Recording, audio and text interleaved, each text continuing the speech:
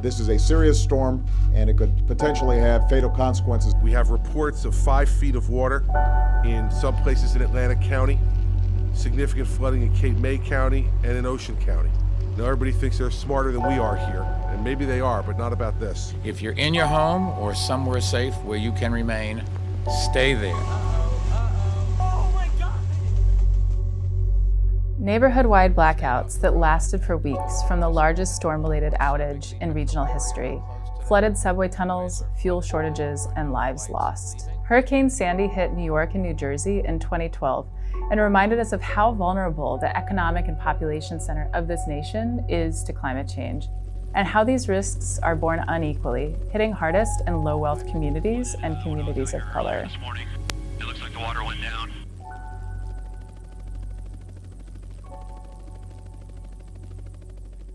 There was a storm just prior to that. I think it was Irene, and all of my neighbors evacuated, and actually it was just not that serious. And so when Sandy came, we kind of thought it was the same thing, and we all stayed home. That was a big mistake.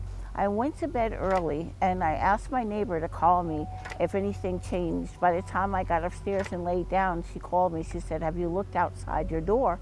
And I said, "No." I looked out the door, and Mermaid Avenue had become a river. I saw a car sitting on top of a mailbox. I saw brick walls had fallen. I saw another car sitting on top of someone's fence. I tried to take pictures of my neighbors' houses. We were all pretty much in the same spot. In some areas, the devastation and new recognition of risk was so great that communities organized to leave and return their properties to nature. We lost too many people here. On this block, 2 people alone.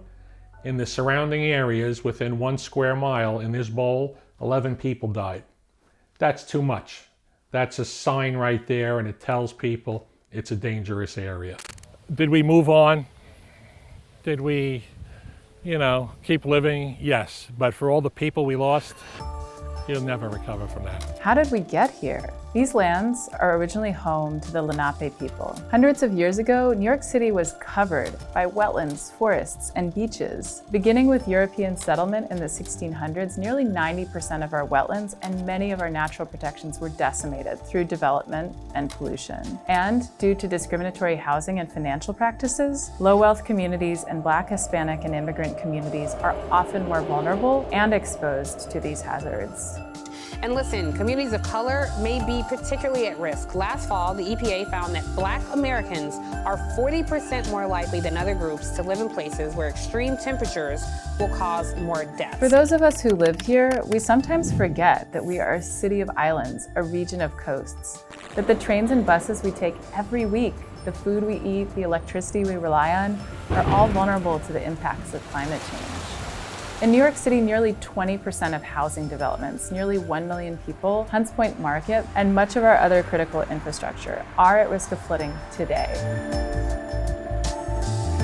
Just imagine if we get 2 Sandys in a year, or 2 Sandys in 2 years, or 3 Sandys in 10 years, where we'll be at. When devastation hits one community, all communities suffer. When Staten Island suffered, all New Yorkers suffer. When Brooklyn suffered, we suffer. I say, make a plan. Unite us. Make us work together. Help us more.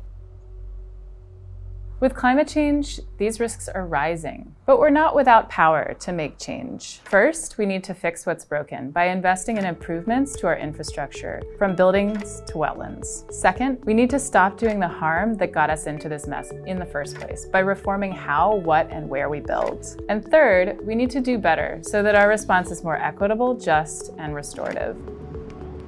Beyond Hurricane Sandy, some of the risks that we face in the New York, New Jersey region are flooding, obviously, that was on full display during Hurricane Sandy, a lot of increased frequency and intensity of storm surge, but also some of the fastest rates of sea level rise in the country, as well as increased events of precipitation, like what we saw during Hurricane Ida, which really overburdens our outdated infrastructure in the Northeast region, particularly in New York City and some of the towns in New Jersey. Waterfront Alliance is a 15-year-old nonprofit. Our mission is to inspire and affect resilient, revitalized, and accessible coastlines for all communities. My message to those who live in the New York, New Jersey region would be to look that we're standing in front of a tangible climate resilient solution, and I think it's important to understand that these impacts are only going to continue, and to start thinking about what's at stake in your community and what kind of solutions you want to see in your community, to really get out there, be active, participate in the community engagement processes, and help sort of steer the direction for what it is that you see as your future. One of the largest challenges we face is that we have both a housing crisis and a climate crisis happening simultaneously. We cannot create a successful path forward, especially in an urban area like New York City, without thinking about how these issues intertwine. So there's different ways of thinking about unequal impact. There's the physical impact itself, which affects your house, your property based on where you are. To some extent, there's really unequal impact from redlined public housing in really flood-prone places, or in some of our coastal waterfronts, like in the Rockaways or parts of Staten Island. These are really working-class neighborhoods, and their houses reflect those conditions.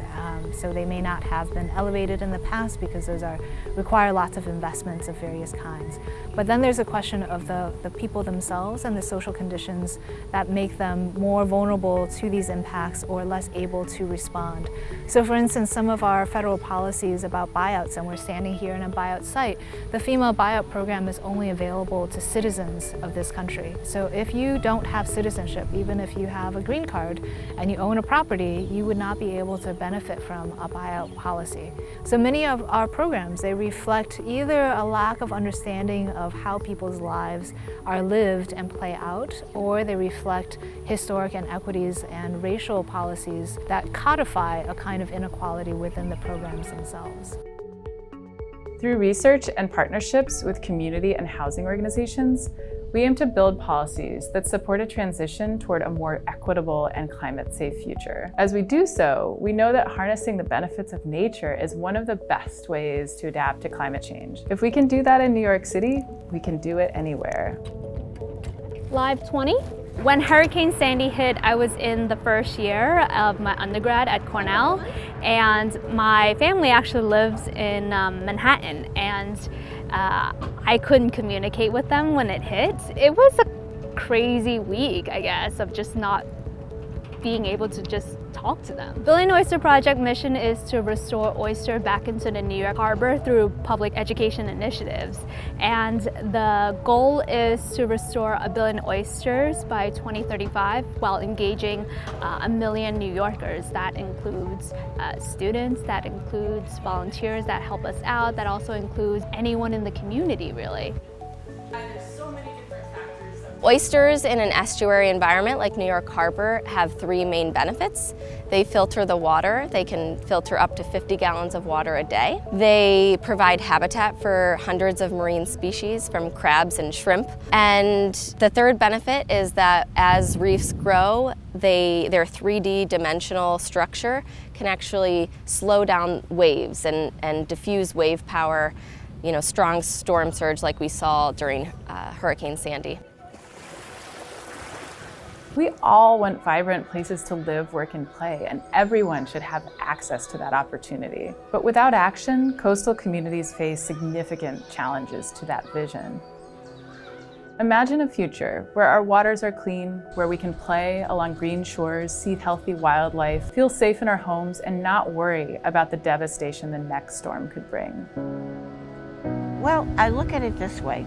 New York has been the classroom for the world. We have had terrorist attacks.